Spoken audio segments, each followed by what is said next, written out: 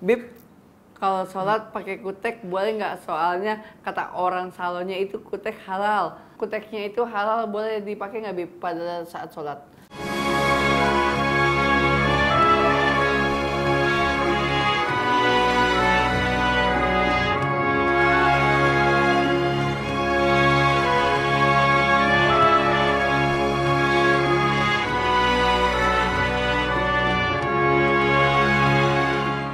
Assalamualaikum warahmatullahi wabarakatuh. Waalaikumsalam warahmatullahi wabarakatuh. Kembali lagi dihadiri oleh Dustin. Cahaya untuk Indonesia kali ini akan jawab ini ya. Oh, oke. Yang kalau Jawabin komentar yang kemarin. Komentar dan Yang pertanyaan dari netizen. Benar. Nah, karena itu teman-teman silakan tulis di kolom komentar atau di media sosial kita, bisa DM Cahaya untuk Indonesia yang mau ngirim pertanyaan-pertanyaan secara berkala. Kita akan tanyakan ke Ustadz, Habib, Kiai atau siapa aja yang hadir. Nah, hari ini Dustin yang akan membacakan. Oke, saya bacain ya.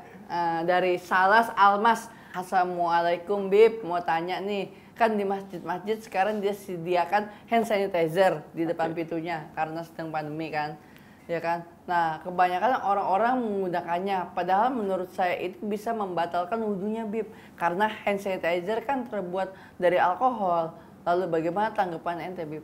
Oke, nah gini ya, pertama kita sepakati dulu bahwa memakai hand sanitizer itu pertama bentuk ketaatan kita kepada pemerintah, yaitu ulil amri. Dan itu bagian dari perintah dalam Al-Quran. Selama kita tidak diperintahkan untuk melakukan maksiat atau menjauhi kebaikan, maka taat kepada ulil amri itu satu kewajiban bagi setiap umat Islam. Yang kedua, itu adalah ketaatan kita kepada para tenaga medis. Karena itu untuk kebaikan diri kita sendiri juga dan kebaikan semua orang. Benar. Kemudian la doror wa la dirar. Seorang muslim itu, kata Nabi, jangan mencelakai dirinya dan mencelakai orang lain.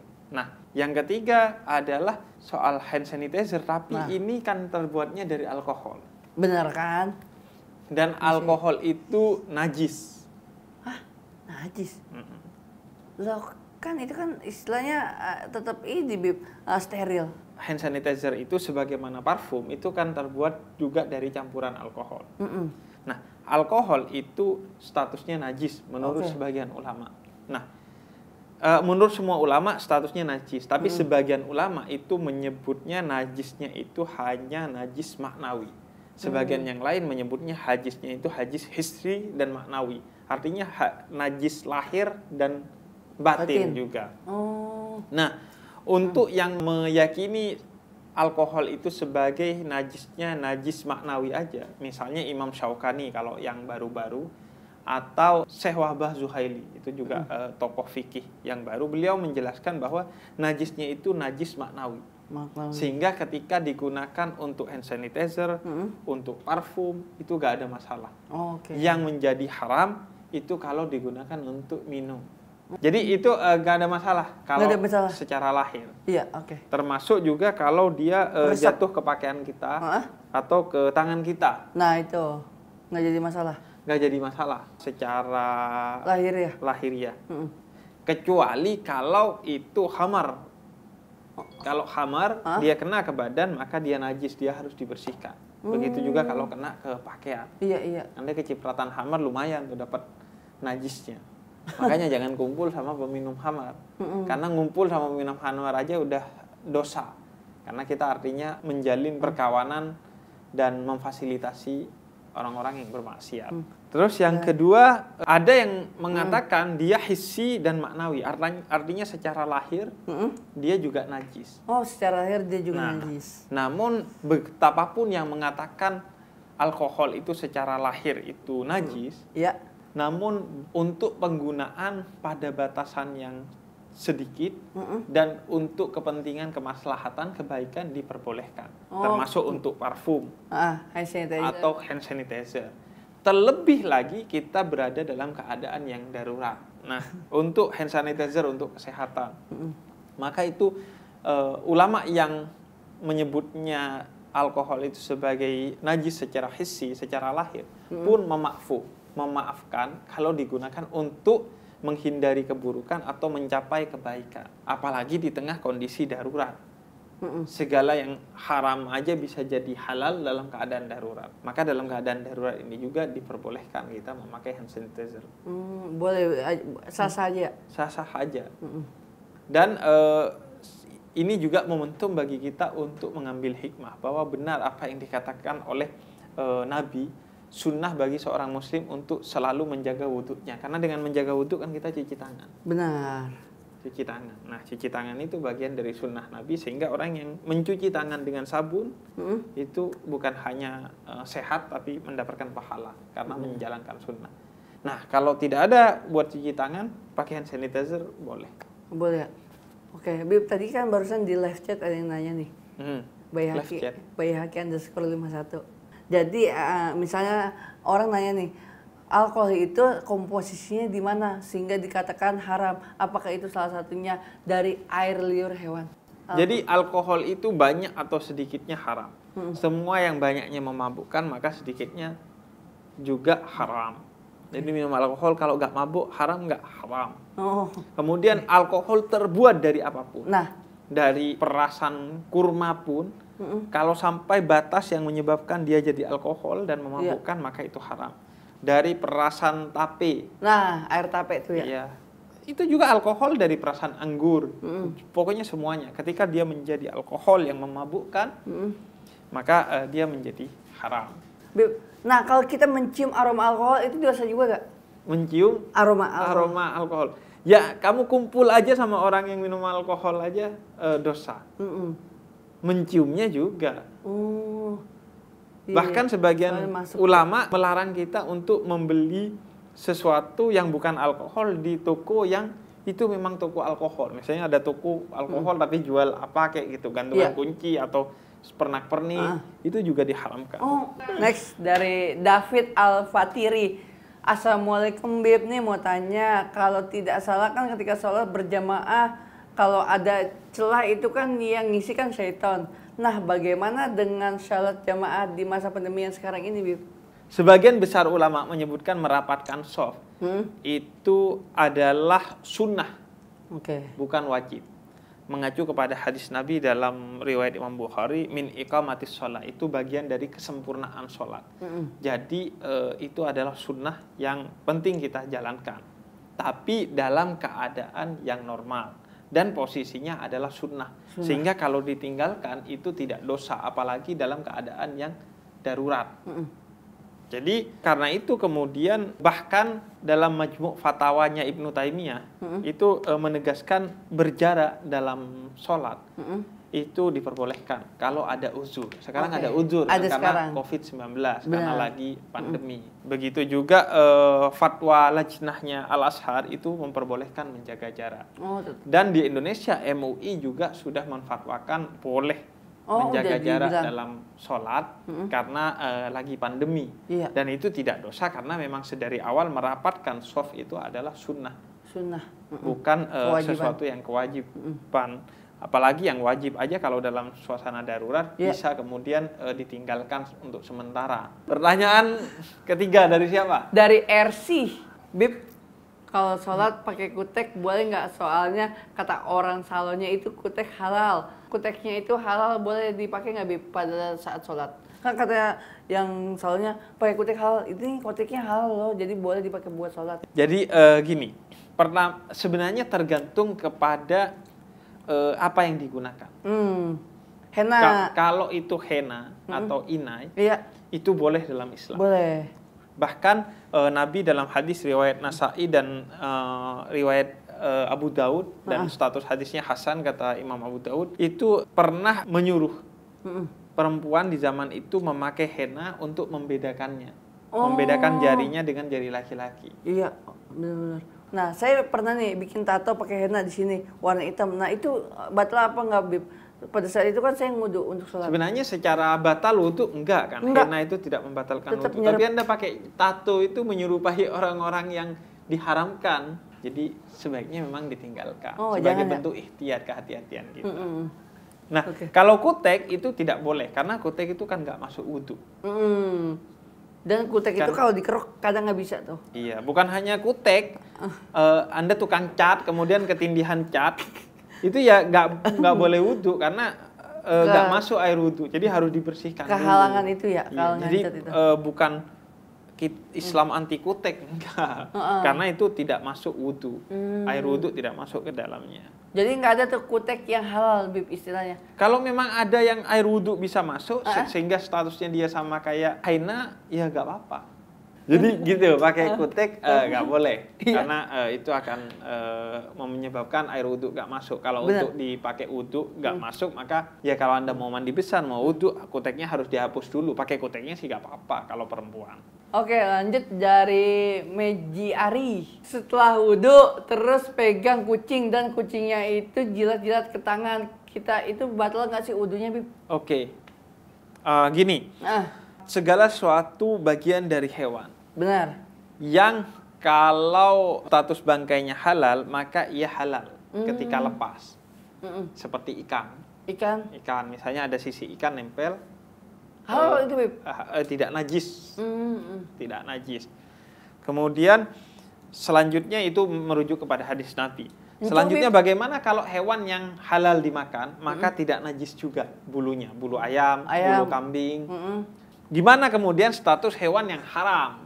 Seperti kucing. Kucing kan haram untuk dimakan. Ya. Maka status bulunya itu adalah najis. Pada dasarnya. Bulunya najis. Tapi kemudian oleh para ulama dimaafkan. Karena? Jika pertama jumlahnya sedikit atau kalian berinteraksi secara intensif dengan kucing tersebut. Misalnya kerja di toko kucing, penjualan kucing, dokter hewan, atau melihara kucing. Jadi diperbolehkan walaupun banyak jilatannya dari yang iya, bulu jilatannya. Jadi diperbolehkan, tidak membatalkan wudhu dan tidak najis. Istilahnya yang kalau kita bisa makan hewan-hewan tersebut itu nggak batal ya? Kalau dia haram. Iya. Kalau dia haram itu najis statusnya. Tapi dalam konteks kucing itu dibolehkan, dimaafkan, bukan dibolehkan, dimaafkan. Kalau sedikit. Nah, ukuran banyak sedikit gimana? Tergantung pandangan masyarakat atau disebutnya uruf. Jadi kalau menurut masyarakat, itu banyak hitungannya, maka dia harus dibersihkan. Tapi kalau sedikit, itu gak apa-apa. Misalnya sajadah Anda habis ditidurin kucing tetangga, padahal bukan Anda yang merawat kucing itu, maka harus dibersihkan karena itu najis.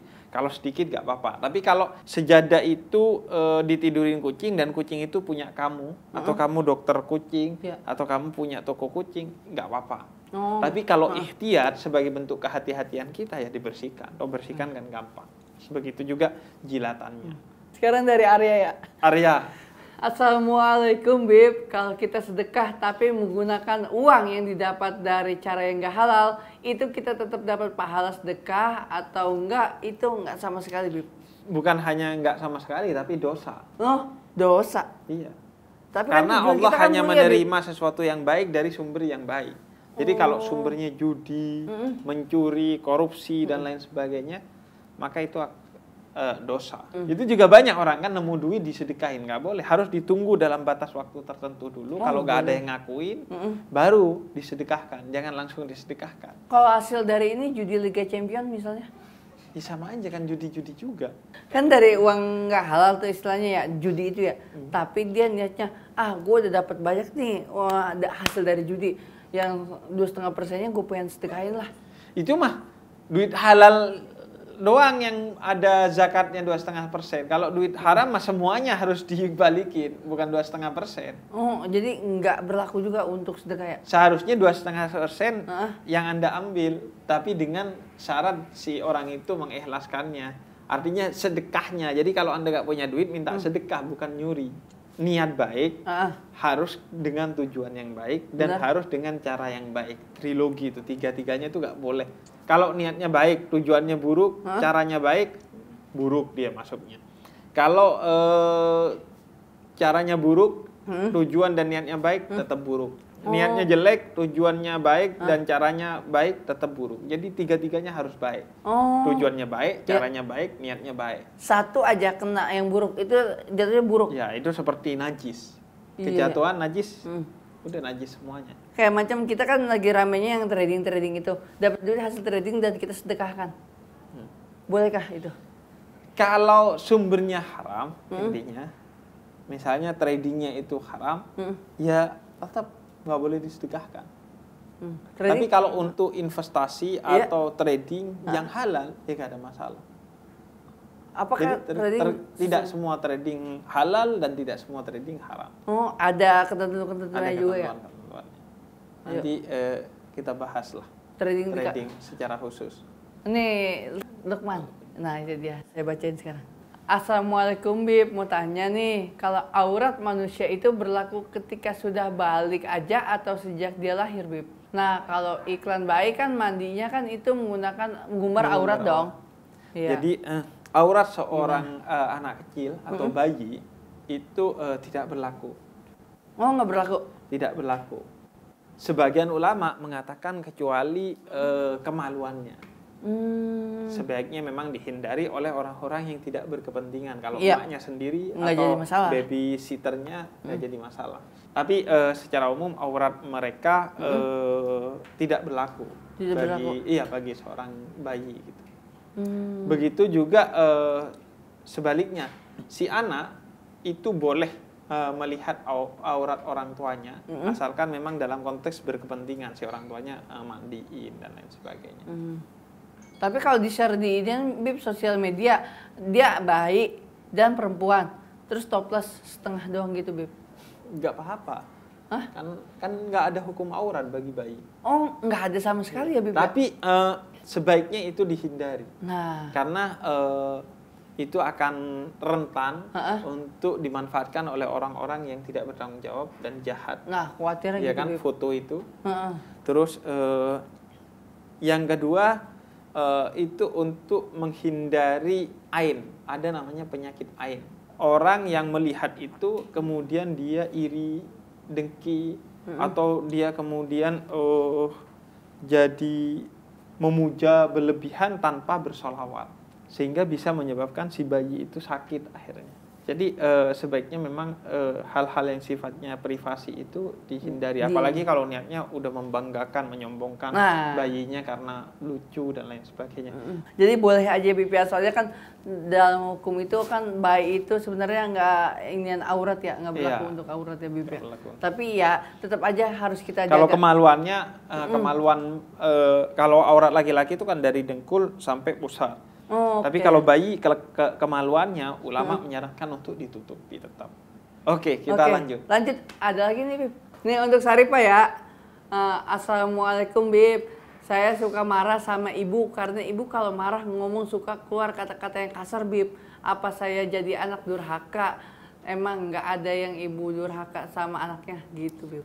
Iya, ini sebenarnya sesuatu yang sempat kita singgung kemarin ya, di soal dosa jariah.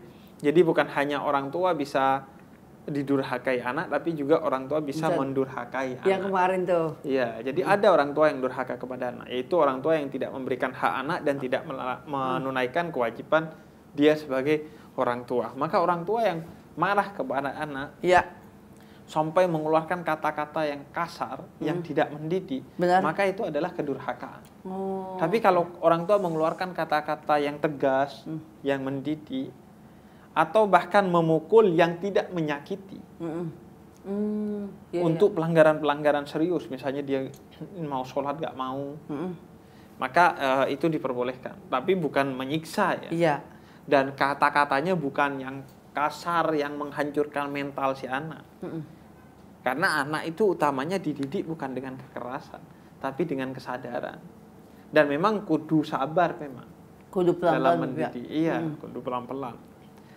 Dan karena itu kalau orang tua melakukan tindakan kekerasan atau baik secara fisik ataupun verbal, maka itu kedurhakaan. Itu yang pertama. Tapi kalau udah dikasih tahu si anak nih, tapi tetap bebal, kayak anaknya Nabi Nuh, maka dosanya tidak ada pada orang tua. Ada tuh kan, lu kalau gak berkerudung, kasihan orang tua lu, kena dosanya. Enggak, dosanya tetap ke si perempuan itu. Kecuali orang tuanya nggak mendidik. Kalau orang tuanya udah mendidik, tetap dosa. Setiap orang menanggungnya sendiri.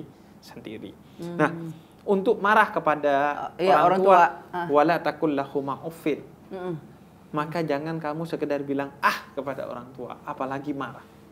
Kalau orang tua salah, ditegur dengan cara yang baik. Dengan cara bukan berarti nurut ya, karena kepada orang tua kita itu berbakti, bukan taat. Taat hanya kepada Allah dan Rasulnya. Jadi kalau orang tua salah tetap harus ditegur, tapi dengan cara yang baik, bukan dengan marah-marah. Oh, berarti Bib, kalau kita yang tadinya jadi anak yang istilahnya karena diomelin mulu sama orang tua, udah jangan dibalikin, kita marah balik ya ke dia. Tapi iya, kalau diomelin maka kadang bisa positif kan, itu pendidikan kan. Tapi kalau sampai dipukul yang gimana itu baru kata-kata kebun binatang keluar. Nah itu. Dan memang secara kesehatan mental anak kan buruk itu ya. Jadi memang sepatutnya orang tua yang baik menghindari itu. Ke orang lain aja dilarang kita, memperolok orang lain aja dilarang, apalagi memperolok anak kita sendiri. Yang penting istilahnya saling ngejaga dan emang saling berbuat kebaikan antara orang tua dan anaknya gitu ya. Iya, dan ketahuilah bahwa perlakuan Anda kepada anak itu adalah pendidikan kepada anak. Anak itu besarnya akan seperti apa. Kalau Anda buruk kepada anak, anak akan besar sebagai orang yang buruk dan akhirnya nggak bisa mengirimkan doa kepada Anda. Karena doa yang abadi, walaupun kita mati, adalah doa anak yang soleh. Doa dari anaknya ya, apapun itu. Dan anak itu kan cerminan kita ya. Cerminan kita. Jadi ya seharusnya kita sabar. Oh iya, dia dulunya ngelakuin kayak gimana kita tuh? juga kayak gitu ketika kecil. Oh iya, sifatnya nurunin kan pasti ke anak. Nurunin.